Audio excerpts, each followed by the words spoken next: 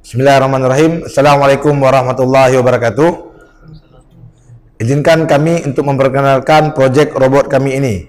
Robot kami ini kami beri nama dengan Burak CS23, yang mana dia berfungsi sebagai robot penghidang minuman kopi dan teh.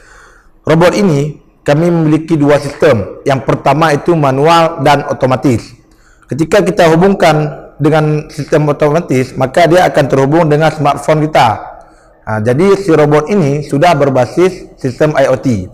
Untuk saat ini kita akan mempraktekkan terlebih dahulu bagaimana cara bekerjanya robot ini menggunakan sistem yang manual. Misalnya kita tekan tombol kopi, maka si robot akan mengambil air yang berisikan kopi. Kita ibaratkan tutup spidol ini adalah gelas yang berisikan kopi.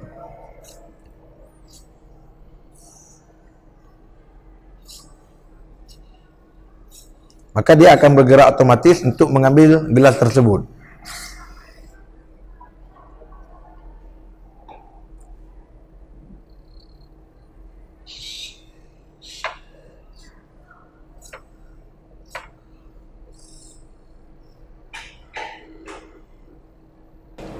Nah, baik, secara manual sudah selesai.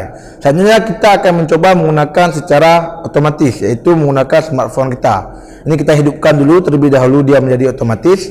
Yang pastinya handphone ini harus terhubung dengan internet. Apabila tidak terhubung internet, maka tidak akan terkoneksi antara handphone dengan robot ini. Itulah yang disebut dengan sistem IoT. Kita akan mencoba menggunakan sistem otomatis. Katakanlah kita ingin mengambil gelas yang berisikan teh. Kita tekan dulu yang tulisan teh, maka dia akan bergerak untuk mengambil gelas yang berisikan teh.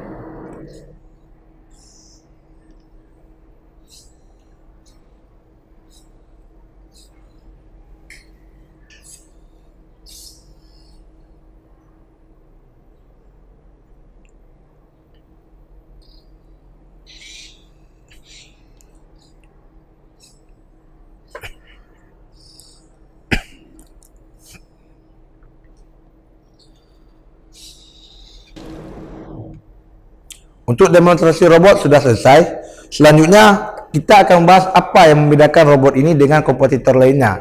Robot ini bukan hanya sebagai penghidang kopi saja, tetapi dia juga bisa menjadi media pembelajaran untuk masyarakat luas.